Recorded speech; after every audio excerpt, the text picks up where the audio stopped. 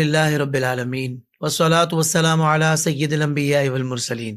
ناظرین کرام، السلام علیکم ورحمۃ اللہ وبرکاتہ۔ آپ دیکھ رہے ہیں IDS کے پلیٹ فارم سے بہت پیاری نشریات رحمت رمضان، اور وقت ہوا ہے ہمارے پیارے سیگمنٹ جس کا نام ہے قرآن کی دنیا۔ ناظرین کرام، اس میں ہم مختلف عنوانات پر بات کرتے ہیں اور ہمارے مفتی صاحب ہمیں قرآن کی روشنی میں بتاتے ہیں کہ بھائی قرآن کی کیا تعلیمات ہے، قرآن کیا کہتا ہے اس معاملے پر، اس ٹاپک پر، اس عنوان پر۔ ہمارے ساتھ تشریف فرما ہے آپ کی ہماری محبوب و مرغوب شخصیت حضرت مفتی سلمان احمد اظہری صاحب۔ السلام علیکم ورحمۃ اللہ وبرکاتہ۔ وعلیکم السلام ورحمۃ اللہ تعالی وبرکاتہ۔ مفتی صاحب کیسے ہیں آپ؟ خیریت سے ہیں؟ الحمدللہ، اللہ کا ماشاء فضل و کرم احسان، اللہ تعالیٰ آپ کو عافیت میں رکھے، سلامتی میں رکھے۔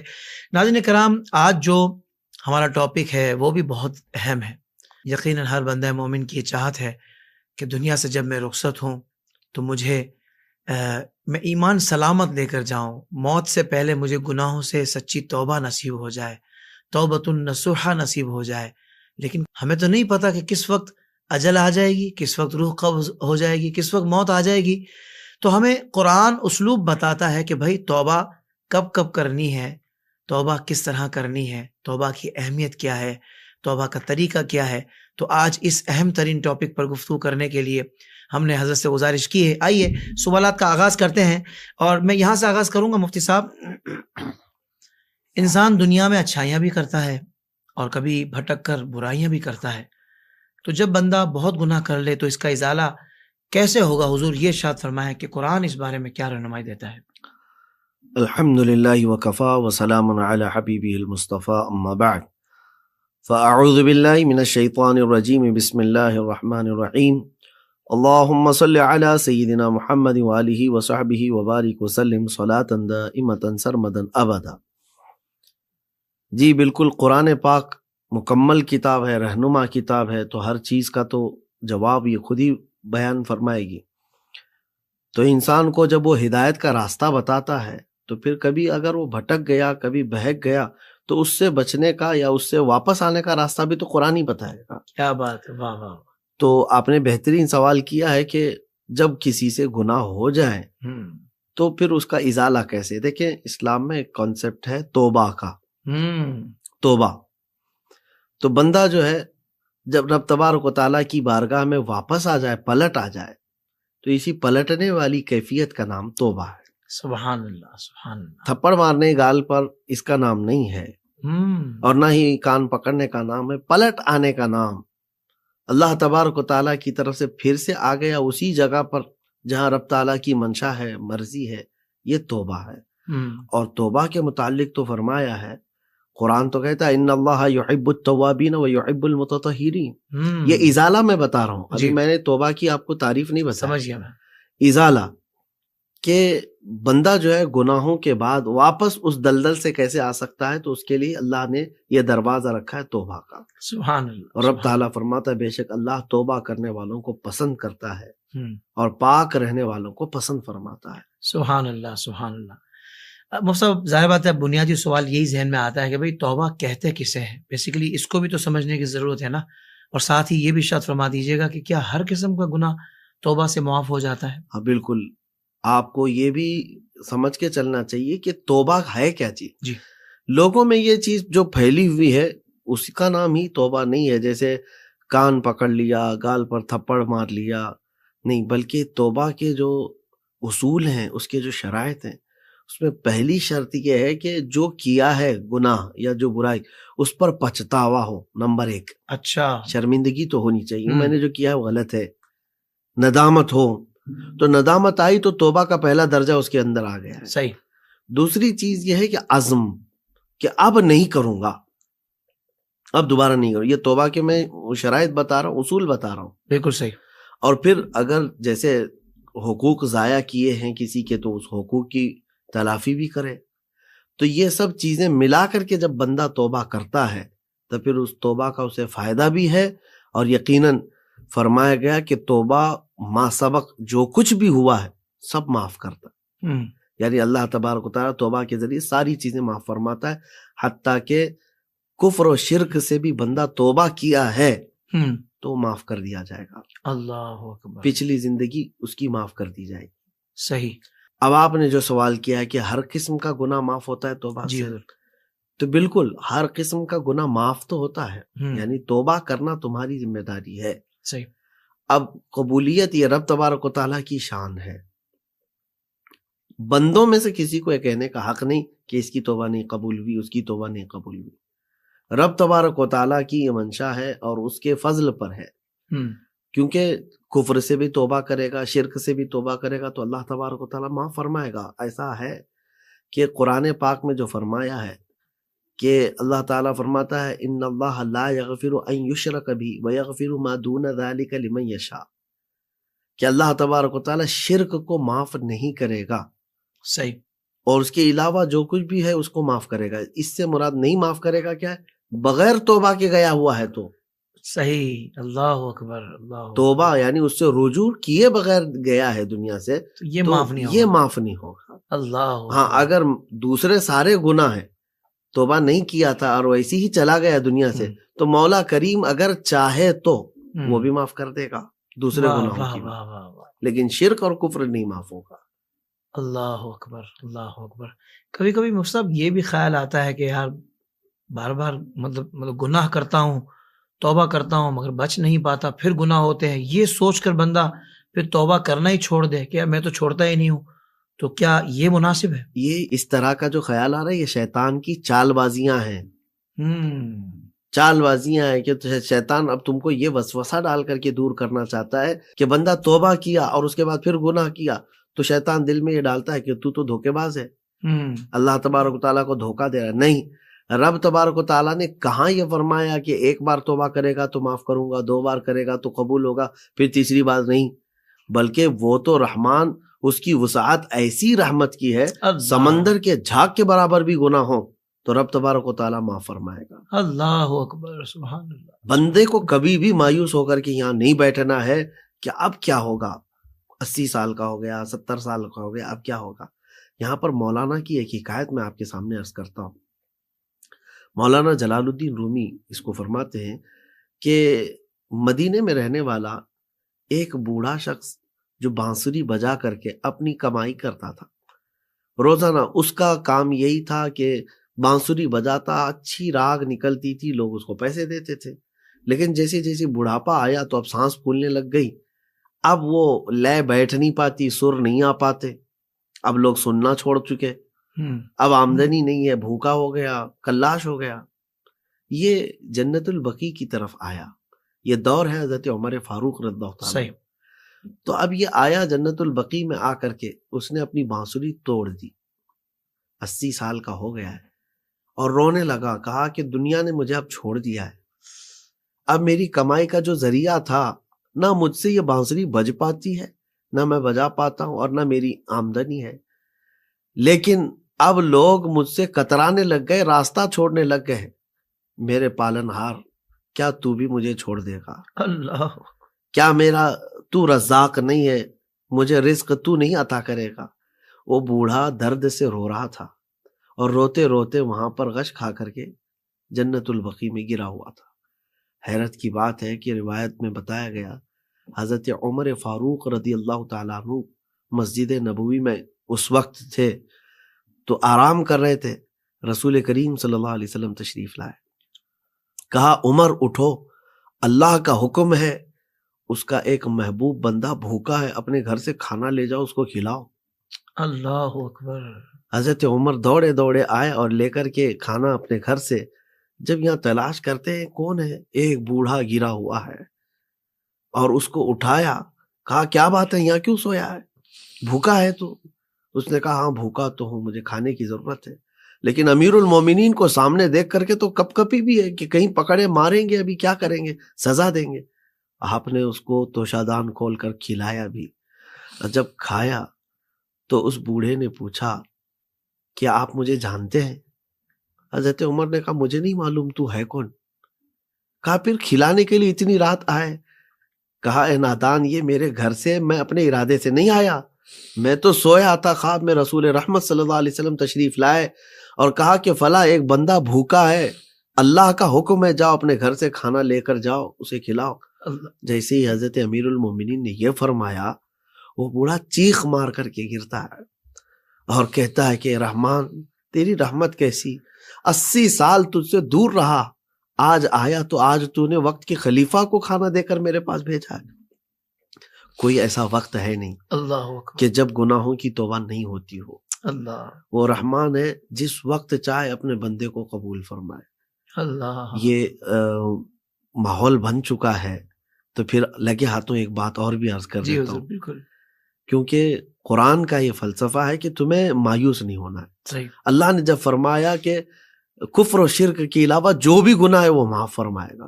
حبیب اعجمی کو جانتے ہوں گے، جی بغداد کے رہنے والے۔ ان کا شروع میں حال یہ تھا، بڑے مالدار تھے، پیسے والے تھے، لیکن سود کا کاروبار کرتے تھے۔ اللہ، بیوی سمجھاتی تھی کہ اچھا کام نہیں ہے، لیکن سمجھ میں کہاں ہے، جب یہ سود کے کاروبار میں مست رہتے۔ ایک دن ایسا ہوا، اللہ کو جب منظور ہو بندے کو پھیرنا تو کچھ نشانیاں بھی بھیج دیتا ہے۔ کبھی کبھار اس کی زندگی میں ایسے ٹرننگ پوائنٹ لاتا ہے کہ وہ بندہ مڑ جاتا ہے پھر جی وہاں۔ بالکل، تو حبیب اعجمی ایک دن گئے، ایک گھر سے تقاضا کیے سود کا۔ گھر والوں نے جو ہے ان کے پاس نہیں تھا، تو گوشت جو ہے ان سے سود میں لے لیا۔ ایک گھر سے گئے آٹا سود میں لے لیا، ایک گھر سے گئے لکڑیاں سود میں لے لیا، سب سود میں لا کر کے اپنی بیوی سے کہا پکاؤ آج کھانا اچھے سے۔ بیوی نے کہا ٹھیک ہے، سب سود میں جمع کر کے لاتے ہو، یہاں لا کر کے جب یہاں بیچ میں رک کر کے میں کہتا ہوں مسلمانوں کو یہ جاننا چاہیے، اتنی بڑی نحوست ہے۔ میرے آقا صلی اللہ علیہ وسلم نے فرمایا جس نے سود کھایا اس کے 72 درجے ہیں گناہ کے، اس میں سے کمتر درجہ یہ ہے کہ اس نے اپنی ماں سے زنا کیا۔ اللہ اکبر، سود کا ایک لقمہ، یہ بہت بڑی نحوست ہے جو آج پوری دنیا کو گھیرے میں لے چکی ہے۔ یہ یہود و نصارہ نے پوری دنیا کو یہ کریڈٹ کے جال میں پھانس کر کے جو سودی کاروبار اور نظام کو بڑھاوا دیا ہے۔ جی جی، مومنین کو تو اس سے ہمیشہ اعتراض لازم ہے۔ تو حبیب اعجمی کا کیا ہوا، دے کر کے گئے اپنی بیوی کو، وہ چولہے پر رکھی، واپس آئے کھانے کے لیے، دیکھا تو اس ہانڈی میں پورا خون کھول رہا تھا، نہ گوشت ہے نہ آٹا ہے، کچھ نہیں ہے، خون پک رہا تھا۔ اٹھا کر کے ہانڈیا بیوی نے رکھ دی، کھا لو کھاؤ۔ کہا یہ کیسے خون ہے؟ بیوی نے کہا اللہ تبارک و تعالیٰ کی طرف سے ہوگا، جب لوگوں کا مال تم سود میں لے کر کے آؤ گے تو گھر میں خون نہ پکے تو اور کیا ہوگا۔ اللہ، اب ڈر گئے، سہم گئے کہ میں تو ایک بڑا گناہ کر رہا ہوں۔ یہی ہے توبہ۔ جس وقت بندے کو احساس ہو گیا نا کہ میں نے غلط کیا ہے، یہ توبہ ہے، یہی توبہ ہے، احساس، ندامت۔ گھر سے نکلے، جا رہے تھے، دوسری نشانی بھی دیکھیں، بچے جو ہے کھیل رہے تھے، بھاگنے لگ گئے، یار ہٹو ہٹو، سود خور جا رہا ہے، کہیں اس کی دھول اور اس کی چھاؤں ہم پر نہ پڑ جائے۔ اللہ اکبر، پتہ ہے چلتا ہے کہ بغداد کا یہ ماحول بھی تھا کہ اسلامی، وہ گنہگار یا بدکاروں سے بچتے بھی تھے۔ اب حبیب اعجمی کے دل میں یہ بات لگی کہ میں اتنا بدکار ہوں کہ محلے میں کھیلنے والے بچے مجھ سے بھاگ رہے ہیں۔ سچی توبہ کر لیا دل میں کہ میں اب اس کے بعد اس گناہ کی طرف نہیں جاؤں گا۔ لیکن اب یہ دیکھیں کہ یہاں پر آگے کی زندگی کیسے گزرے۔ کچھ لوگوں کو یہ بھی تو تشویش ہوگی، چھوڑ تو دیں گے ہم، کہتے ہیں حضور، کہتے ہیں بھائی بینک کی جاب چھوڑ دو جو خاص سود والی ہے، کہتے ہیں بھائی چھوڑ کے کریں کیا؟ ہاں آگے کیا ہوگی زندگی، آگے ہوگی کیوں نہیں؟ جس کے لیے تم نے توبہ کیا وہ رحمان حی و قیوم ہے، قادر مطلق ہے۔ واہ واہ واہ، حبیب اعجمی گئے ایک گاؤں میں، ایک مسجد میں جا کر بیٹھ گئے۔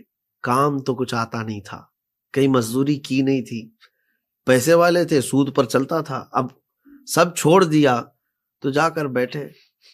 شام میں واپس آئے تو اس وقت جو ہے بیوی نے پوچھا کہاں گئے تھے؟ کہا کہ مزدوری کرنے کے لیے گیا تھا، میں نے سب چھوڑ دی ہے، سود کا کاروبار سب ختم کر دیا ہے، مزدوری کرنے کے لیے گیا ہوں۔ کہا کہ کہاں کام مل گیا؟ کہا اچھا کام مل گیا ہے۔ کہا مالک کیسا ہے؟ کہا بڑا رحم دل ہے۔ کہا اجرت کیا دے رہا ہے؟ کہا آج تو کچھ نہیں دیا، کہا کہ کل آؤ دے دوں گا۔ بیوی کو اتنا تو کہنا پڑتا، بیوی صبر کر کے رہ گئی۔ دوسرے دن پھر گئے مسجد، بیٹھے رہ گئے۔ شام کو لوٹے، بیوی نے پوچھا اجرت ملی؟ کہا نہیں، مالک نے کہا کہ کل دے دوں گا۔ کہاں کون سی اجرت، کہاں کی مزدوری، مسجد میں وقت گزار کر آ جاتے تھے۔ 3 دن گزرے، 4 دن گزرے، جو تھا گھر پہ وہ بھی ختم ہو چکا تھا، لیکن اب گھر تو چلنا چاہیے۔ تقریباً ان کے 9 دن گزرنے کو آ رہے تھے، روز رات کو آتے۔ اب 9واں دن غالباً تھا، شرم سے اب پیر گھر کی طرف نہیں اٹھ رہے تھے۔ اللہ آج پھر میری پوچھے گی شریک حیات بیوی کہ مالک کب سے بول رہا ہے کہ کل دوں گا کل دوں گا، اجرت تو لے آؤ، گھر تو چلے۔ اللہ تو بوجھل قدموں کے ساتھ اپنے گھر کی طرف رواں ہے، اور گھر قریب آیا، رات کا وقت تھا، دل میں یہ بار بار ٹیسیں اٹھ رہی ہیں۔ بیوی اب پوچھے گی اجرت لائے، کھانا لائے، میں کیا کہوں بیوی کو؟ ایسے کتنے دن گزریں گے، کتنی راتیں گزریں ہائے گی، ہائے۔ لیکن دیکھا تو گھر میں روشنی ہی روشنی ہے، اور جیسی قدم رکھتے ہیں گھر پہ تو بڑا سا دسترخوان بچھا ہے، طرح طرح کے کھانے رکھے ہوئے ہیں۔ اللہ اکبر۔ ارے جو 8 دن سے ایک روپیہ نہ لایا ہو گھر میں، اس کے گھر پہ اتنا دسترخوان سج گیا، تو حیرت میں ہو گئے کہ میری بیوی کوئی دوسرا کام شروع کر چکی ہے کیا؟ ہاں اللہ۔ بلایا، بیگم کہاں ہے؟ دوڑی دوڑی آئی، سجی سنوری ہے۔ کہا کہ یہ کیا ہے میرے گھر میں دسترخوان، اور یہ سب کیا ہے روشنی، اور کیسے تو سجی ہے؟ تو کہتے ہیں کیا مذاق کرتے ہیں میرے سرتاج، ہائے ہائے۔ آج تو آپ کی اجرت کا دن تھا، اور ایک خادم آیا تھا جو آپ کے جہاں آپ مزدوری کرتے ہیں اسی مالک کا ایک اور خادم آیا تھا، کہا کہ تیرے شوہر کو آنے میں ابھی تاخیر ہے، مالک نے میرے ہاتھ یہ رقم بھیج دی ہے، اللہ اور کھانے بھی وہی لا کر کے دے کر گیا ہے۔ سبحان اللہ سبحان یہ دسترخوان میں کہاں سے کھانے لاتی؟ اللہ اکبر، وہ غالباً کوئی نہ کوئی فرشتہ رہا ہوگا۔ تو حبیب اجمی کو تو یہ پتا تھا، آپ چیخ مار کر کے گر پڑے اور کہا اے رحمان، زندگی بھر گناہوں میں گزری، اللہ۔ ایک بار بندہ تیری طرف پلٹ کے آیا تو نے بیوی کے سامنے بھی میری لاج رکھ لی، اللہ اکبر۔ اور اس کے بعد جو وہ نکلے ہیں حبیب اعظمی، حبیب اعظمی کیا مقام ہے۔ یہ مصعب یہاں میں یہ ضرور کہنا چاہوں گا تاکہ آپ بھی توجہ دلا دیں لوگوں کو، کہ جب اللہ کے لیے سود کو لات ماری، سود کو چھوڑا، تو پھر یہ 8 دن والا ٹینیور زندگی میں آ سکتا ہے، بالکل آ اس میں سکتا ہے۔ گھبرانا نہیں ہے۔ 8 دن کیا ہے، یہ تو ایک ان کی مثال ہے، جی میں کہہ رہا ہو ہوں سکتا ہے سمجھانے کے تمہارے لیے، لیے سال بھر بھی گزر جائے۔ میں وہی عرض کر رہا ہوں، کیونکہ اس میں بندہ کہتا ہے کہ یار قدم ڈگمگا رہے ہوں تو بندے کو پھر وہ کون سی چیز سہارا دیتی ہے حضور؟ بالکل، اللہ تبارک تعالیٰ کی ذات پر توکل اور یقین رکھو کہ وہ مسبب الاسباب، وہ رزاق حقیقی واہ جو واہ، چونٹیوں کو ان کے سوراخوں میں رزق دیتا ہے، تم اشرف المخلوقات ہو، اللہ۔ اور تم نے اس کے لیے کوئی راستہ چھوڑا ہے حرام کا، تو یقیناً وہ رب العالمین راستے پیدا کرے گا۔ اللہ ہاں، اب تمہاری آزمائش کا وقت بھی شروع ہو جائے گا، ہاں جی، واہ آزمائش کا وقت شروع ہو جائے گا کہ کچھ تم کو دقتوں سے گزارا جائے گا۔ واہ۔ شیطان بار بار دل میں یہ لانے کی بات کوشش کرے گا، دیکھا؟ وہ زندگی اچھی نہیں تھی کیا؟ ہاں جی جی، ناز تھے، ٹھاٹ باٹ تھے، تم یہاں کہاں پڑ گئے؟ تو ان وسوسوں سے وہ اپنے آپ کو بچا لے تو انشاءاللہ العزیز اس کے لیے آخرت کی بڑی کامیابیاں ہیں، اللہ اکبر، بڑی سبحان کامیابی۔ اللہ سبحان اللہ۔ ساتھ میں یہ بھی ارشاد فرما دیں کہ توبہ کے لیے کہ بندے سے کوئی گناہ ہو جائے اسی وقت توبہ سو کرنی چاہیے، یا اس کے علاوہ بھی توبہ کرتے رہنا چاہیے؟ نہیں، دیکھیں استغفار جو توبہ ہے ہر بندے کو ہر دن کرنا ہے۔ صحیح، رحمت عالم صلی اللہ تعالی علیہ وسلم معصوم ہیں یا نہیں؟ بے شک، وہ سید الانبیاء ہیں، ان سے تو کوئی خطا ہی نہیں ہے، لیکن میرے آقا صلی اللہ علیہ وسلم کثرت سے استغفار کرتے تھے، اللہ اللہ کریم کی بارگاہ میں توبہ۔ تو گناہ ہونے کے بعد ہی استغفار کرنا نہیں ہے۔ صحیح۔ اچھا، اور ایک بات میں بتا دوں کہ جب تک بندہ توبہ کرتا ہے اللہ کا عذاب نہیں آتا، اللہ، کیونکہ قرآن میں اللہ نے فرمایا وما کان اللہ لیعذبہم وانت فیہم وما کان اللہ معذبہم وہم یستغفرون۔ اللہ تبارک و تعالیٰ اس امت کو ویسا عذاب نہیں دے گا، اس لیے کہ اس میں میرا محبوب ہے، آپ ہیں اس میں، اور اللہ تبارک و تعالیٰ ان کو ویسا عذاب نہیں دے گا جب تک یہ استغفار کرتے رہیں گے۔ استغفار وہی توبہ ہے۔ اللہ اکبر۔ تو ہم اس بات کو آگے بڑھا کر کے یوں چلتے ہیں کہ گناہ کے انتظار میں کیوں ہو؟ پہلے سے اگر تمہارے اندر توبہ اور استغفار کی عادت ہوگی تو اللہ تعالیٰ وہ آنے والے گناہوں سے ہی محفوظ رکھ دے۔ واہ واہ واہ واہ واہ، سبحان اللہ۔ گناہ ہوگا تب توبہ کروں گا، یہ نہیں ہے، روز عادت ہو، روز عادت ہو، استغفار کی عادت جس کے اندر ہو۔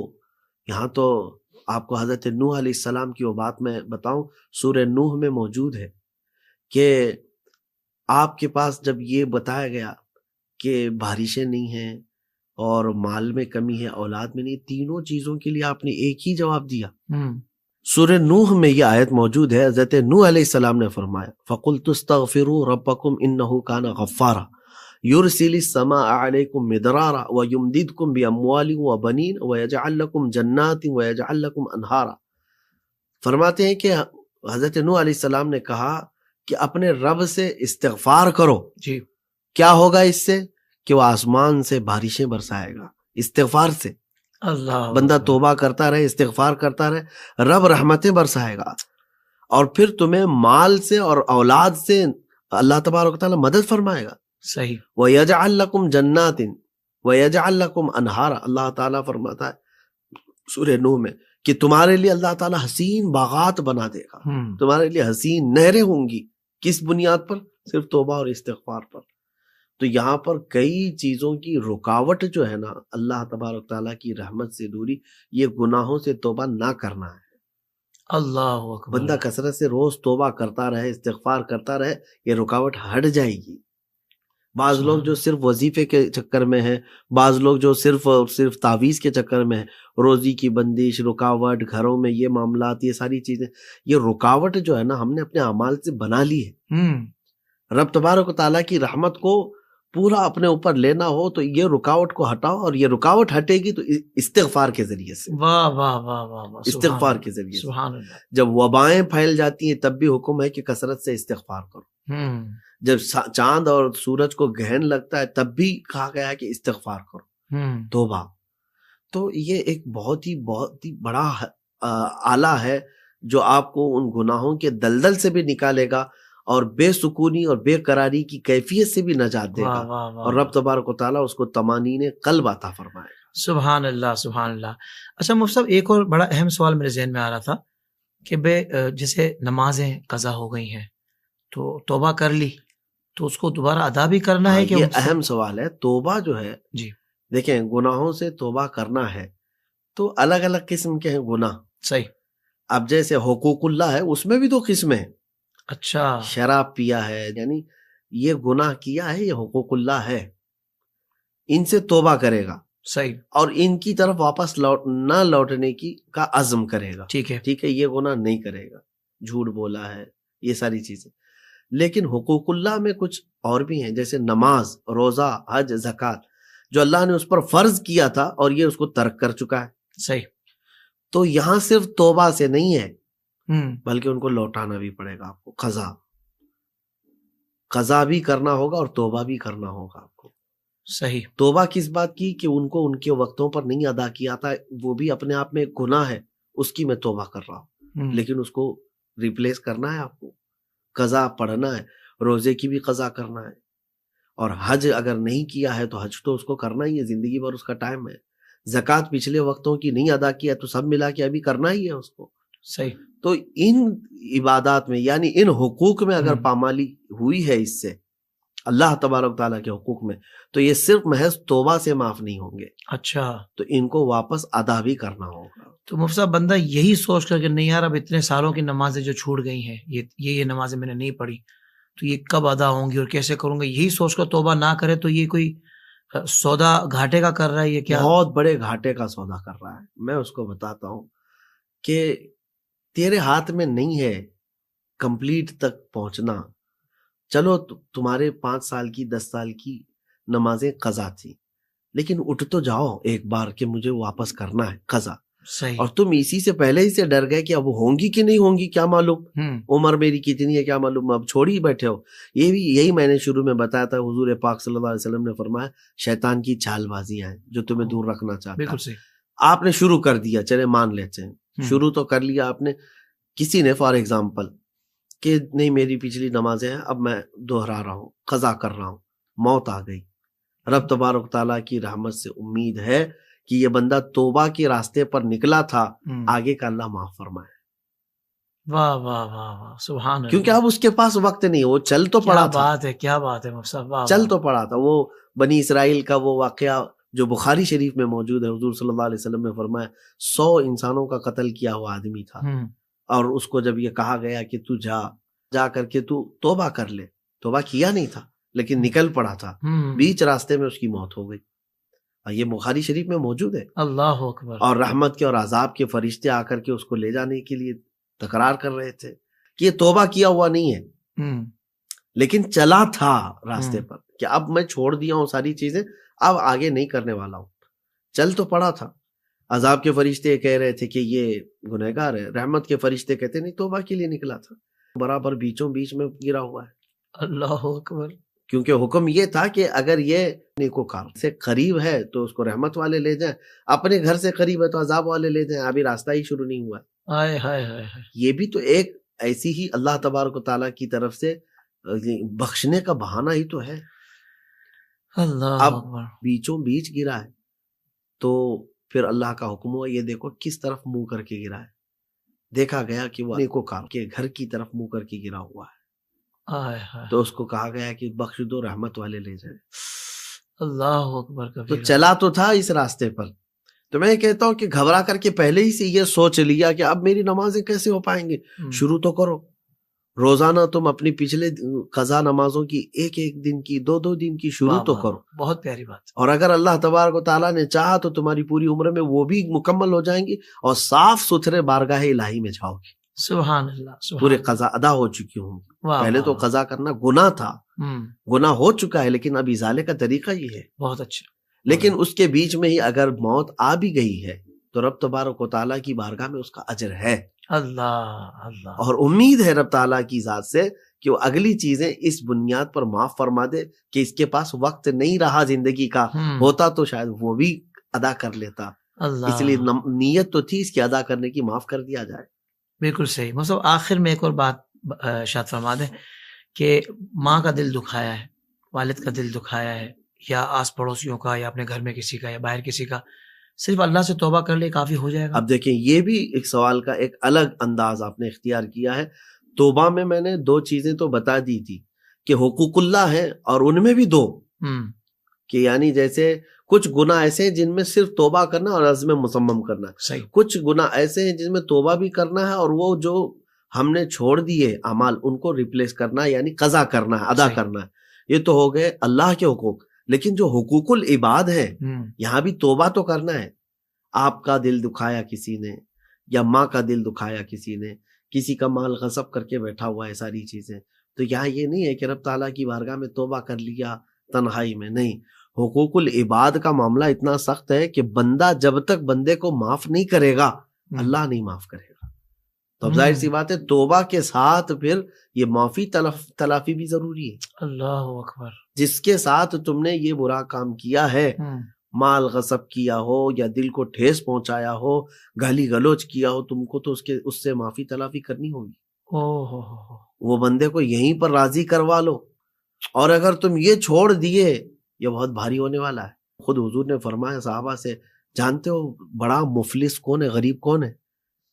تو صحابہ نے کہا اللہ اس کے رسول بہتر جانتے. حضور صلی اللہ علیہ وسلم نے فرمایا تو لوگوں کے دماغ میں یہ بات ہوتی ہے کہ جس کے پاس مال نہیں، جس کے پاس پیسہ نہیں، دولت نہیں، وہ مفلس ہے. نہیں، قیامت کے دن ایک بندہ ہوگا، ڈھیر ساری نمازیں ہوں گی، صدقات، نافلہ، واجبہ، اور اس کے پاس حج اور عمرے بہت کچھ ہوں گی، لیکن وہ کچھ لوگوں کے حق مار کے آیا ہوگا. کسی کا مال غصب کیا ہے، کسی کو ٹھیس پہنچا ہے. وہ سب آ کر کے کھڑے ہوں گے رب تعالیٰ کی بارگاہ میں کہ مولا دنیا میں تو اس نے ہمارا حق مارا ہے، ہمیں حق چاہیے. رب تعالیٰ فرمائے گا کیا چاہتے ہو تم؟ یہ کہیں گے اس کی بہت نیکیاں، یہ دلا دے ہم کو. اللہ اکبر. حکم ہوگا، عدل ہوگا وہاں پر. اب اس کی نیکیاں اٹھا کر کے ان لوگوں میں تقسیم کی جائیں گی. اور ابھی بھی حقوق ادا نہیں ہوں گے پورے، پھر یہ خالی ہو چکا ہوگا. تب پھر وہ ان سے رب تعالیٰ فرمائے گا اب تو اس کی نیکیاں ختم ہو گئی. وہ کہیں گے ہمارے حقوق تو پورے ملے نہیں، کچھ اور بھی باقی ہیں. تو رب تعالیٰ فرمائے گا تم کیا چاہتے ہو؟ وہ کہیں گے کہ مولا اس کی نیکیاں نہیں مل رہی ہیں، ہمارے گناہ اٹھا کے اس پہ ڈال دے. اللہ اکبر. حکم ہوگا کہ ہاں ٹھیک ہے، ان کے گناہ اٹھاؤ اور اس بندے پر ڈال دو جس نے ان کے حقوق تلف کیے ہیں. اب میرے آقا صلی اللہ علیہ وسلم فرماتے ہیں نیکیاں ساری دی جا چکی اور دوسروں کے وبال اور گناہ اٹھا کر کے یہ دوزخ میں جا رہا ہوگا. فرماتے ہیں قیامت کے دن سب سے بڑا مفلس ہے. تو توبہ ضروری تو ہے، لیکن توبہ حقوق کی ادائیگی کے بعد اس کے لیے قابل قبول ہے. بالکل ٹھیک ہے. مصطفیٰ اللہ آپ کو جزائے خیر عطا فرمائے. انتہائی اہم ترین موضوع پر آپ نے کمال کی گفتگو فرمائی ہے اور ہمیں بہت کچھ آج سیکھنے کو ملا ہے. مجھے ایسا لگتا ہے، میرا وجدان کہتا ہے کہ بہت سارے لوگوں کو انشاءاللہ توبہ کی توفیق بھی مل جائے گی، اور آج کا پروگرام یقیناً بہت سارے لوگوں کی زندگی کا ٹرننگ پوائنٹ ثابت ہوگا، اور انشاءاللہ مثبت تبدیلی آئے گی اور وہ اللہ کی طرف رجوع کریں گے۔ اللہ تعالیٰ اپنے پیاروں کے صدقے مجھے بھی سچی توبہ نصیب فرمائے، اور اللہ کرے ہم بھی اللہ اس کے رسول کی رضا والے کام کریں اور اس کی ناراضی والے کاموں سے بچیں۔ مصطفیٰ آپ کا بہت دل سے شکریہ، جزاک اللہ آپ کو جزائے خیر عطا فرمائے۔ اے رحمت رمضان، اے رحمت رمضان، رمضان کے مہینے میں سارے روزے رکھیں گے اور نمازیں پڑھ کے ہم رب کو راضی کر لیں گے۔